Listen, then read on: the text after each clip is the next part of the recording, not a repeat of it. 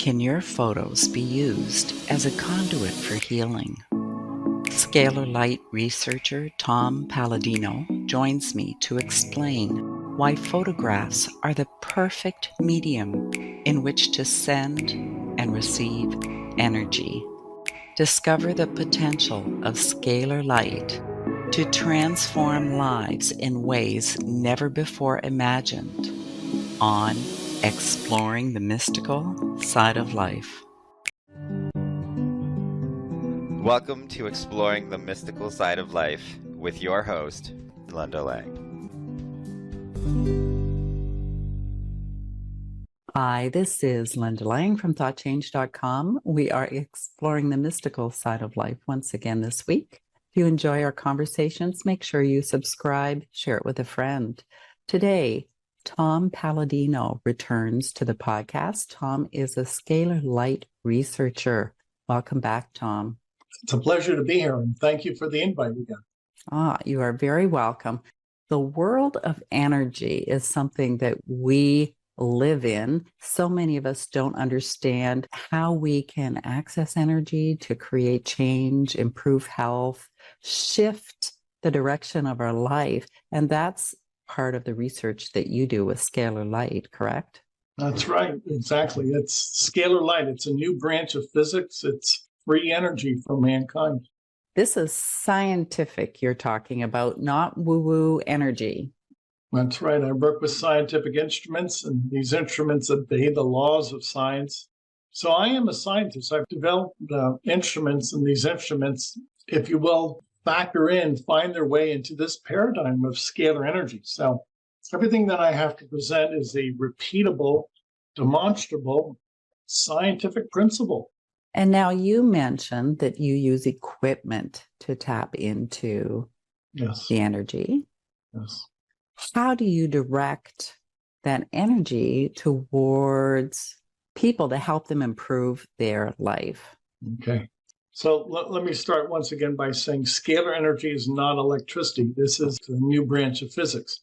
So with a scalar energy instrument, I can harness this sunlight or starlight, or what many people call quantum energy of the universe. And then I have to direct it, as you mentioned. I have to be able to pinpoint this energy, broadcast it. Well, how do I do that? Well, it's very simple. People email me a photograph, and I actually place a photograph of a person inside the instrument. This is my photograph. If I were to place my photograph inside the instrument, it would enjoy a quantum signature. It would enjoy a quantum connection. A photograph is what? It's a source of light. So when people email me a photograph, I actually place their source of light, the photograph, inside an instrument. And we're working in the quantum realm, which is the light realm, the quantum realm, not the biological realm. So a person's photograph is their bilocated version. It's their energy version, if you will. And I access their quantum version, or their bilocated non-physical version, which is their light signature. I do all of this by way of a person's photograph. So would you consider a photograph to be a representation of the morphogenic field of that person? Yes, brilliant. Brilliant. And that's a term that, let's explore that, morphogenetic. That Sheldrake first postured that type of terminology, meaning what? That thought forms, that light forms, that if you will, light communication throughout the universe has this morphogenetic field, or this force field around it. That's exactly what I've tapped into. The force field, the morphogenetic force field of the universe. Everybody has a force field. My morphogenetic force field is on that photograph. You mentioned this is quantum energy that you're using and also connecting into the quantum field. How would you compare that with the type of energy work that, say, energy healers use that say they're working on the quantum level? In many ways, it's identical. Let me mention this. Some people have healing hands, and they can actually see or feel energy coming from their hand, usually the palm of their hand. Well, what is that? That's a morphogenetic force field. That's an energy field in the form of healing, the laying of hands or healing hands. Well, some people can do that by way of laying hands upon a person. I do that by way of an instrument. but it always carries the same primal force. The primal force is quantum energy or scalar energy. You use a photograph. If you didn't have a photograph, could you write the person's name, let's say, or the person's name and birth date down? Would that be enough information to access their field? I don't think that's proper with my instrument, because then if I were to write down their name, that's still, if you will, a subjective way of referring to that person, as opposed to a photograph, which is energy. Energy is always fundamental. And a photograph carries a person's energy signal. I'm a real stickler for the fact when I'm working with an energy instrument, if I work with a photograph, which is a source of light, that source of light is unique to a person. My photograph is my force field unique to me. Now, I can be assured that I can make a successful connection with a person by way of their photograph. Again, a photograph as a source of light is unique to that person. So when I work with people around the world, I insist upon people email me a photograph. That photograph carries their light code, their light signature. I cannot make a mistake. Energy does not make a mistake. As long as my instrument can observe, can identify that person, then I can make a connection. And that's the key. I want a mistakeless process. I want a perfect process. You know, it makes total sense, actually, Tom, if you think about it as another person. If I'm writing someone else's name down and information about them, that goes through my filters and my system as well. Whereas if you just print out the paper with the photograph, it's kind of unblemished, I guess, from anyone else's energy. Yeah, it's an objective way of making a connection with the person. Thank you. Yes, interesting. Now, as a healer, we'll often use intention to direct energy. I guess with the machine, you need that little extra step to have a picture, right? I'm just going to stick with my photographs. After 35 years of research, it's fail-safe. Now, keep in mind, when I'm working with people, as far as their health is concerned, I don't want to guess. I want a connection that is assured. A photograph assures a connection, a communication.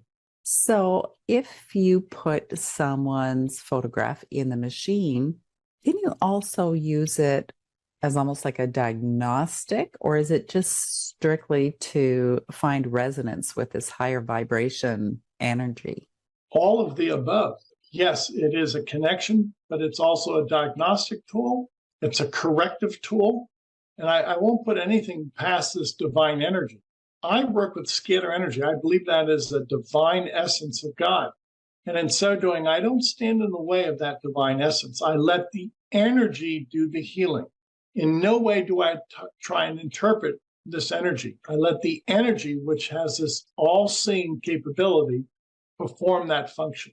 And so there's no protocols, let's say, where you'd have to take supplementation or exercise, all that human stuff, right? That's exactly right. And I don't dissuade anybody from, obviously, you want to have a sound diet, and exercise is crucial. That's in moderation. But on my part, as far as working with light does not make a mistake. Scalar light, this divine essence, this perfect energy from the sun and the stars, as long as my instrument is calibrated correctly, it will impart that light, and the upshot is guaranteed. The result is guaranteed.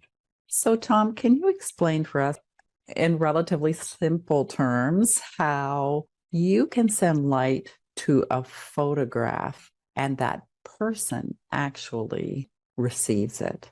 Well, if you and I were having a discussion on a cell phone, obviously you're not in the cell phone, I'm not in the cell phone. Our voices are modulated and we can communicate. Well, that's what I'm doing with a photograph. Obviously, a person's not in my instrument, it's their photograph. And similar to a cell phone making a connection, I can make a connection with a person by way of their photograph. Now, what is crucial in this science, this new branch of physics, scalar energy, is that everything in the world can be duplicated by way of a photograph. So instead of actually having a person inside my laboratory, a photograph is in substitution of that person. In the healing world, there is a lot of talk about unconscious resistance and, things that we hold in an unconscious level that create barriers for us. Is there any barrier, even in the unconscious, that might prevent us from receiving? I don't think so. And the reason I say that, nothing can impede scalar light. Now, even though you might not be disposed to this, nonetheless, nothing can stop this transmission of light. So I believe if we give our assent and if we agree with this, this will heal, this will accelerate the healing, or at least abet the healing. But you don't have to believe in it. I treat many pets, and the pets I don't think are aware that they're being treated. And the outcome is always favorable, whether it's an animal or a pet. The energy performs the function you ask of it. Can it also serve to help heal things like organizations, businesses, countries, the world, the ocean? Yes, that's one of my goals. It does have the ability to balance the chakras, to balance the brain waves. And I think perhaps that's one of the most important aspects of this work, if not the most important. The ability to correct the conscience. That's what scalar energy is. It's a corrective energy. And why not do that not only for a handful of people, but why not do that now for cities, for countries, for the world? Now, this is why I'm trying to move forward. I'm trying to offer free sessions to everybody in the world, free sessions. Why? I want to treat the world. I want the world to experience this benefit. And there's absolutely no danger of things getting manipulated on a human level. Like they say, the road to hell is paved with good intention. You can take an organization, a city, or whatever, send it light energy, but that energy is intelligent and you're not actually directing the light and telling it what to do. Exactly. So again, there really is very little margin of error here because I'm working with God's energy. This is a self-directed energy. I don't override it. I simply allow this divine intelligence to impart what it wants to impart. This is not a chemical reaction. It's purely informational, non-physical. I never have a drawback. I never have a negative consequence. There's never a detox. I'm not working with chemicals. And I look at the long-standing results that I've had. They've always been stellar, excellent results, favorable results. So finally, we have a methodology that is harmless, a methodology that we can depend upon that's not only life-enhancing, but does not have a drawback. So for people who actually have a scalar light session, are they sessions, or is this like they're in the machine for a particular period of time? I call them sessions. Usually we offer on the website 15 days of free sessions. So it is indeed an ongoing process for 15 days. We will work with people on a daily basis. People, if they submit their photograph, will be treated 24 hours a day. And will they feel the energy or feel something different, notice something different? Most people feel the energy within the first few days. Most people within the first few days experience some type of shift or improvement in their health. Everybody's different, but I would say on balance, most of the people after 1 week see a significant improvement in their health. And now, when we started this conversation, you mentioned a free source of energy for mankind. Let's talk a little bit about that. Nikola Tesla was the first man to harness scalar energy. He developed a tower, a gigantic tower in Long Island, New York, in which he was able to capture scalar energy, star energy, and then broadcast it locally, at least locally within the New York area. Now, from what I understand, he never had any motive force in his tower. He never was working with any type of turbine or armature or any type of motor. So what's my point? His tower captured stellar energy, solar energy. His tower was a free energy device, and he was able to broadcast this free energy throughout New York. That was a wireless transmission of free energy. wireless transmission of energy, pure, clean energy that did not leave a carbon footprint. I say this so many times, we have to revisit what Nikola Tesla did in Long Island, New York, and recreate his free energy tower. What a different world it would be. Yes, we should have listened. You're absolutely right, Linda. We should have listened. So much suffering could have been alleviated. Yes, indeed, indeed. Well, I'm excited. I'm excited to explore scalar light a little bit more. For any of the listeners who might like to take you up on your offer, how can they do that? Thank you. In order to acclimate the world to this, I have to give away free sessions. I want to give away free sessions. So the website is scalarlight.com, SCALAR, scalarlight.com. Please visit the website. In so doing, read about what we're doing, and then email us a photograph. If you're game, send us a photograph. There's no obligation. Email us photographs of everybody in your family. Please include your pets, a dog, a cat, a horse, and we will work with you for 15 days. We will balance your chakras, your brain waves. We will identify and eradicate germs and microbes. And we also can assemble nutrients. It's well laid out. Once you join the program, you'll receive a daily email explaining those functions. And there's no need to disclose any personal health information. Correct. That's what I like about my work. Your private life is precisely that, your private life. I'm not a physician. I do not want you to tell me of your current medical state. It's none of my business. You simply send us your photograph, and the God energy knows what to do. This is a divine energy. I let the divine energy make the correction. Now, Tom, before we wrap up, is there anything else you would like to share with our listeners about scalar light? It's a new and emerging science, people. Please pray that people accept this gift from God. This is free energy. I cannot inculcate that enough. This will solve, scalar energy will solve our energy crisis. It's free energy from the sun and the stars. As soon as we learn how to harness this energy, there goes the energy crisis. You have free energy. You don't have to be beholden to these monopolies of power. So, Tom, you were talking about things like electricity, like motor vehicles, that type of energy as well as healing energy, right? I would say the primary healing energy is always scalar energy because it cannot experience entropy. It cannot experience any type of what I would consider misinformation, whereas electricity and magnetism always experiences some type of entropy, some type of disorder. If there's entropy, there's disorder, there's disinformation or the wrong information. So scalar energy does not experience any weakening of its signal. It's perfect communication. It's perfect energy. If I had my druthers today, the world would be on scalar energy, not electrical energy. Of course, of course. But do you think we could actually use it as well for things like transportation? Oh, yeah.